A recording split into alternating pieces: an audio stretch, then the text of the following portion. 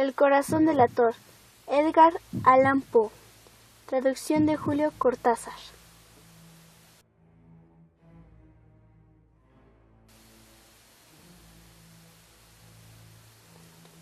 Es verdad, siempre he sido nervioso, muy nervioso, terriblemente nervioso. Pero, ¿por qué me acusan de que estoy loco? La enfermedad había agudizado mis sentidos, en vez de destruirlos o debilitarlos. Y mi oído era el más agudo de todos. Oía todo lo que puede oírse en la tierra y en el cielo. Muchas cosas oí en el infierno. ¿Cómo puedo estar loco? Escuchen con cuánta tranquilidad, con cuánta cordura les contaré mi historia. Me es imposible decir cómo esa idea me entró en la cabeza por primera vez, pero una vez concebida me acosó noche y día. Yo no perseguía ningún propósito, ni tampoco estaba colérico. Quería mucho al viejo. Jamás me había hecho nada malo, jamás me insultó. Su dinero no me interesaba. Me parece que fue su ojo. Sí, eso fue. Tenía un ojo semejante a un buitre, un ojo celeste y velado por una tela. Cada vez que lo clavaba en mí, se me helaba la sangre. Y así, poco a poco, muy gradualmente, me fui decidiendo a matar al viejo para librarme de aquel ojo para siempre. Todas las noches, hacia las 12, hacía yo girar el picaporte de su puerta y la abría. Y cuando la abertura era lo bastante grande para pasar la cabeza, levantaba una linterna sorda, cerrada, completamente cerrada, de manera que no se viera ninguna luz, y tras ella pasaba la cabeza. Ustedes se hubieran reído al ver cuán astutamente pasaba la cabeza. La movía lentamente, muy lentamente, a fin de no perturbar el sueño del viejo. Cuando tenía la cabeza completamente dentro del cuarto, abría la linterna cautelosamente. ¡Oh! Tan cautelosamente. Sí, cautelosamente iba abriendo la linterna. La iba abriendo lo suficiente para que un solo rayo de luz cayera sobre el ojo de buitre. Y esto lo hice durante 7 largas noches, cada noche a las 12. Pero siempre encontré el ojo cerrado, y por eso me era imposible completar mi obra, porque no era el viejo quien me irritaba, sino el mal de ojo. Y a la mañana siguiente, apenas iniciado el día, entraba sin miedo en su habitación y le hablaba resueltamente, llamándolo por su nombre con voz cordial y preguntándole cómo había pasado la noche. Al llegar la 8ª noche, procedí con mayor cautela que de costumbre al abrir la puerta. El minutero de un reloj se mueve más rápido de lo que se mueve mi mano. Jamás, antes de aquella noche, había sentido el alcance de mis facultades, de mi sagacidad. Apenas lograba contener mi impresión de triunfo, pensar que estaba ahí, abriendo poco a poco la puerta, y que él ni siquiera soñaba con mis secretas intenciones. Me reí entre dientes ante esa idea, y quizá me oyó, porque lo sentí moverse repentinamente en la cama, como si se sobresaltara. Había ya pasado la cabeza y me disponía a abrir la linterna, cuando mi pulgar resbaló en el cierre metálico y el viejo se enderezó gritando: «¿Quién está ahí?». Permanecí inmóvil sin decir palabra. Durante 1 hora entera no moví un solo músculo, y en todo ese tiempo no oí que se acostara en la cama. Seguía sentado, escuchando, tal como yo lo había hecho, noche tras noche, mientras escuchaba en la pared los taladros cuyo sonido anuncian la muerte. Oí de pronto un leve quejido, y supe que era el quejido que nace del terror. No expresaba dolor o pena, Oh, no. Era el ahogado sonido que brota del fondo del alma cuando el espanto la sobrecoge. Bien conocía yo ese sonido. Muchas noches, justamente a las 12, cuando todo el mundo dormía, surgió de mi pecho, ahondando con su espantoso eco los terrores que me enloquecían. Comprendí lo que estaba sintiendo el viejo y le tuve lástima, aunque me reía en el fondo de mi corazón. Comprendí que había estado despierto desde el primer leve ruido, cuando se movió en la cama. Había tratado de decirse que aquel ruido no era nada. No es más que el viento en la chimenea o un grillo que chirrió una sola vez. Sí, había tratado de darse ánimo con esas suposiciones, pero todo era en vano. Todo era en vano porque la muerte se había aproximado a él, deslizándose furtiva y envolvía a su víctima. Y la fúnebre influencia de aquella sombra imperceptible era la que le movía a sentir, aunque no podía verla ni oírla, a sentir la presencia de mi cabeza dentro de la habitación.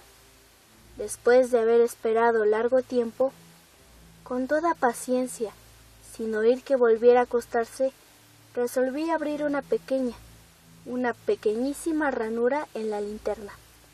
No pueden imaginarse ustedes con qué cuidado, con qué inmenso cuidado lo hice, hasta que un fino rayo de luz, semejante al hilo de la araña, brotó de la ranura y cayó de lleno sobre el ojo de buitre. Estaba abierto de par en par, y yo empecé a enfurecerme mientras le miraba. Lo vi con toda claridad, de un azul apagado y con aquella horrible tela que me helaba hasta el tuétano. Pero no podía ver la cara o el cuerpo del viejo, pues como movido por un instinto, había orientado el haz de luz exactamente hacia el punto maldito. En aquel momento llegó a mis oídos un resonar apagado y presuroso, como el que podría ser un reloj envuelto en algodón. Aquel sonido también me era familiar. Era el latir del corazón del viejo. Aumentó más mi furia, tal como el redoblar de un tambor estimula el coraje de un soldado.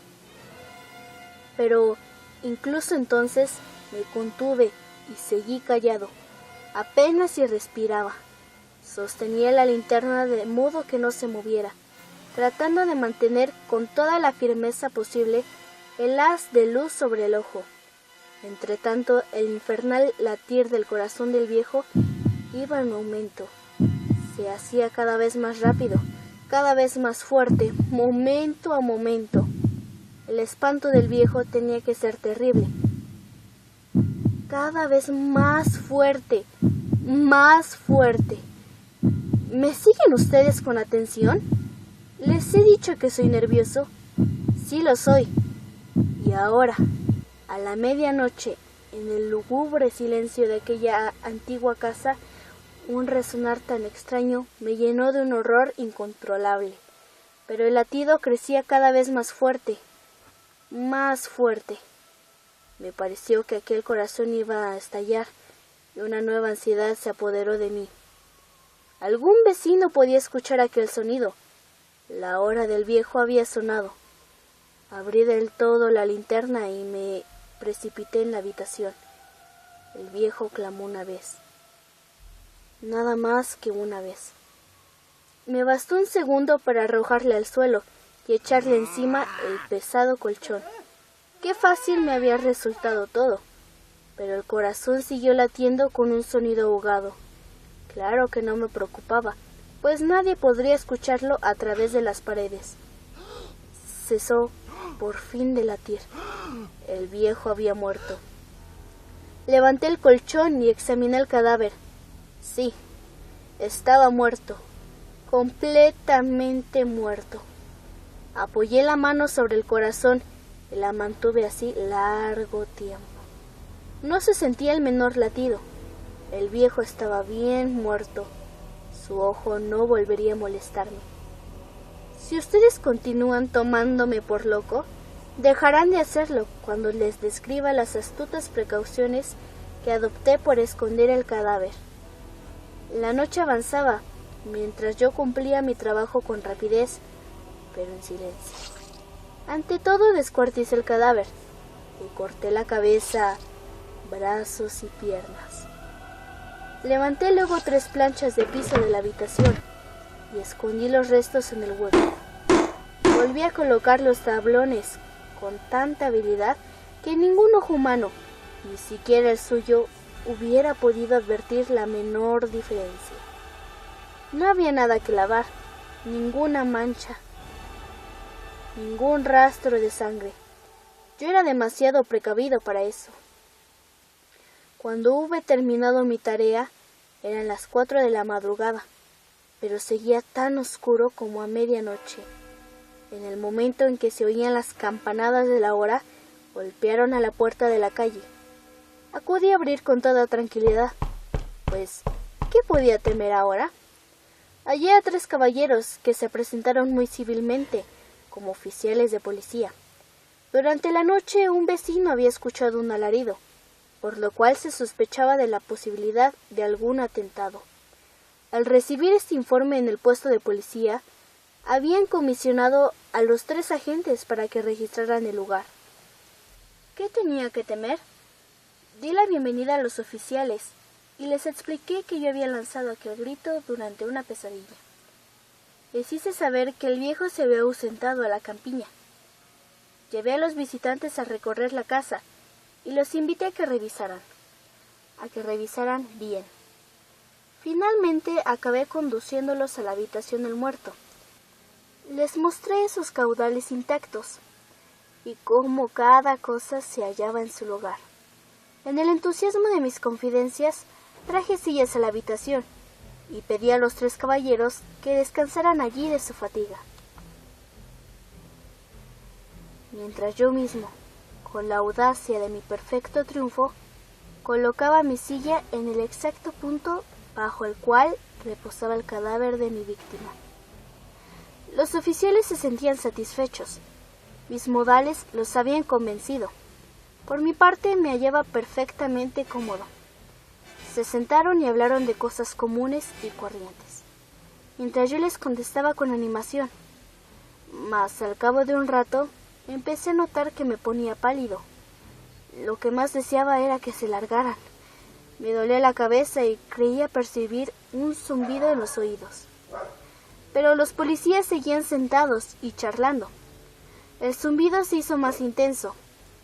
Hablé en voz muy alta para librarme de esa sensación, pero continuaba lo mismo y se iba haciendo cada vez más clara, hasta que al fin me di cuenta de que aquel sonido no se producía dentro de mis oídos. Sin duda debí de ponerme muy pálido, pero seguí hablando con creciente soltura y levantando mucho la voz.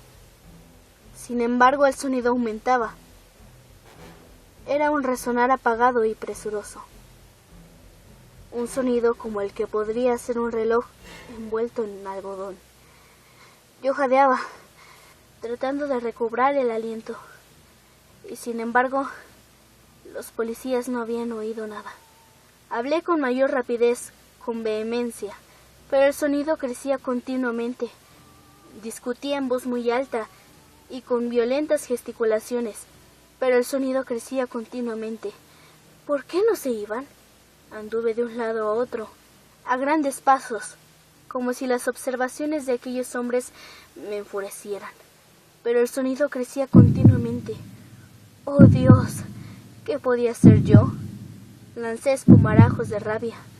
Maldije, juré, balanceando la silla sobre la cual me había sentado.